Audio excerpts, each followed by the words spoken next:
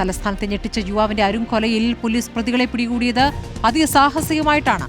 Police വാഹനം കൊണ്ട് bike ഇടിച്ചിട്ടാണ് പ്രതികളെ തടഞ്ഞത്. പുലർച്ചെ 2:30യോടെയാണ് രണ്ടുപേരെയും കസ്റ്റഡിയിലെടുത്തത്. കൊലപാതകം നടന്ന സ്ഥലത്തു നിന്നും ഹരിമോഹൻ വിവരങ്ങൾ നൽകും. ഹരി, ആ കൊലപാതകം കൃത്യമായി CCTVയിൽ പതിയുകയായിരുന്നു. അവിടെ ദൃശ്യങ്ങൾ ചിത്രീകരിച്ചവരുടെ മുന്നിലേക്ക് കാര്യങ്ങൾ വിശദീകരിച്ചുകൊണ്ട് രണ്ടുപേരും വരുന്നു. എന്തിനീ കൊല നടത്തുന്നു എന്ന് ഈ സഹോദരങ്ങൾ എന്തൊക്കെയോ വിളിച്ചു പറയുന്നുമുണ്ടായിരുന്നു. അതിനുശേഷം പ്രതികൾ അവിടെ നിന്നും ബൈക്കിൽ കടന്നു കളയുകയായിരുന്നു. എങ്ങനെയാണ് പോലീസ് ഇവരെ പിടികൂടിയത് ഹരി? പ്രതി ഇന്നലെ രാത്രി 12 മണിയോട് കൂടിയിട്ടായിരുന്നു ഈ കാണുന്ന ബാറിൽ വെച്ച ഈ സംഘർഷം ഉണ്ടാകുന്നത്. അതായത് ആദ്യം വാക്കേറ്റവും പിന്നീട് സംഘർഷവുമായി അത് മാറുകയായിരുന്നു. ആ സംഘർഷത്തിനൊടുവിലാണ് ഇതിന് തൊട്ടു മുന്നിലുള്ള റോഡ്, അതായത് മുക്കോല ജംഗ്ഷനിലെ ഈ റോഡിൽ വെച്ചാണ് കൊലപാതകം നടക്കുന്നത്. ഇവിടെ വെച്ചാണ് ചവിട്ടിയും ഇടിച്ചും തൊഴിച്ചും ഒക്കെ തന്നെ നിരന്തരം ആക്രമിച്ച് സുമനെ പ്രതികൾ കൊലപ്പെടുത്തുന്നത്. തുടർന്ന് ഈ പ്രതികൾ ഒരു ഡിയോ സ്കൂട്ടറിൽ ഇവിടെ നിന്ന് കടന്നു കളയുകയായിരുന്നു. അതായത് പോലീസിന്റെ കണ്ണിൽ ഈ വിവരം അറിഞ്ഞ് പോലീസ് എത്തുന്നതിന് മുമ്പ് തന്നെ ഇവരുടെ കൈവശമുണ്ടായിരുന്ന സ്കൂട്ടറിൽ ഇവിടെ നിന്ന് കടന്നു കളയുകയായിരുന്നു. പക്ഷേ 2:30യോടുകൂടി തന്നെ ഈ പ്രദേശം വിടുന്നതിന് മുമ്പ്, അതായത് തൊട്ടടുത്ത ജംഗ്ഷനിൽ വെച്ച് പോലീസ് വാഹനം ഇവരെ പിന്തുടർന്നുകൊണ്ട് ആ ഡിയോ സ്കൂട്ടറിനെ ഇടിച്ചു വീഴ്ത്തുകയായിരുന്നു.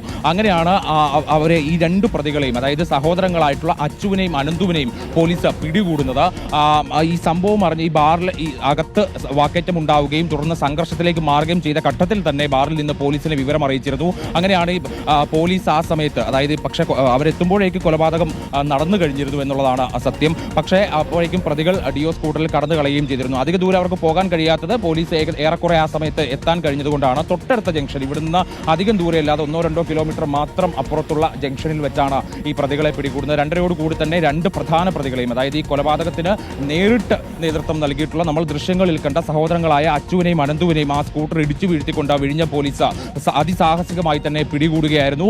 രണ്ടുപേരും അവർ കുറ്റം ഏറ്റു പറഞ്ഞിട്ടുണ്ട്. അതായത് ദൃശ്യങ്ങളിൽ തന്നെ നമുക്ക് വ്യക്തമാണ്. പക്ഷേ എങ്കിൽ പോലും അവർ ഇന്നലെ മദ്യലഹരിയിലായിരുന്നു. ആ മദ്യലഹരിയിൽ നിന്ന് കുറേയൊക്കെ വിട്ട് കഴിഞ്ഞപ്പോൾ തന്നെ ഇവരോട് ഈ കാര്യങ്ങൾ ചോദിച്ചപ്പോൾ അവർ പറഞ്ഞത് തങ്ങളകത്ത് മദ്യപിച്ചുകൊണ്ടിരിക്കുകയായിരുന്നു. അതിനിടയിൽ മറ്റു ചിലരുമായിട്ട്, അതായത് ഷാൻ എന്ന് പറയുന്ന മറ്റൊരു ചെറുപ്പക്കാരനുമായിട്ട് താൻ വാക്കേറ്റത്തിൽ ഏർപ്പെടുകയാണ്. ഇതിനിടയിലേക്കാണ് ആവശ്യമില്ലാതെ സുമൻ വരുന്നത്. അതാണ് തങ്ങൾക്ക് പ്രകോപനമായത്. തൻ്റെ സഹോദരനെ, അതായത് അച്ചു പറയുന്നത് തൻ്റെ സഹോദരനായിട്ടുള്ള അനന്തുവിനെ സുമൻ മർദ്ദിക്കുകയായിരുന്നു. ഇതാണ് പിന്നീട് ഈ റോഡിന് പുറത്തെ സംഘർഷത്തിലേക്ക് മാറിയത് എന്നുള്ളത് കൂടി ചൂണ്ടിക്കാണിക്കുന്നുണ്ട്.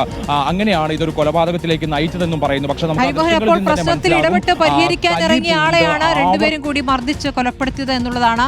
ഈ മരിച്ച സുമനുമായി ബന്ധപ്പെട്ടുള്ള വിവരങ്ങൾ എന്താണ്? ഈ തിരുവനന്തപുരം സ്വദേശി തന്നെയാണോ? ഏത് പ്രായത്തിലുള്ള യുവാവാണ് ഇപ്പോൾ കൊല്ലപ്പെട്ടിരിക്കുന്നത്? ഈ കൊല ചെയ്തവരും ചെറുപ്പക്കാരാണ്, ഒരുപക്ഷെ വിദ്യാർത്ഥികളാണെന്ന് തോന്നുന്നു. സ്മൃതി, അത് സുമൻ 38 വയസ്സുണ്ട്. തിരുവനന്തപുരം വണ്ടിത്തടം സ്വദേശിയാണ്. സ്ഥിരമായി സുമൻ ഇവിടെ വരുന്ന ആളാണ്. പക്ഷെ പ്രശ്നക്കാരനൊന്നുമല്ല, അല്ലെങ്കിൽ മറ്റേതെങ്കിലും നിലയിൽ ആരെങ്കിലുമായിട്ട് വഴക്കിന് പോകുന്ന ഒരാളൊന്നുമല്ല എന്നുള്ളതാണ് നമുക്ക് പ്രാഥമികമായിട്ട് അറിയാൻ കഴിയുന്നത് പോലീസിൽ നിന്ന്. ഈ മർദ്ദിച്ച രണ്ടുപേർ, അതായത് ഈ അച്ചുവും അനന്തുവും, ഇവർ സഹോദരങ്ങളാണ്. പക്ഷേ ഇവരെക്കുറിച്ച് അന്വേഷിക്കുമ്പോൾ പോലീസ് പറയുന്നത് ഇവർ സ്ഥിരമായിട്ട് ഈ പ്രശ്നങ്ങളിലൊക്കെ തന്നെ ഉണ്ടാവാറുള്ള ആളുകളാണ്.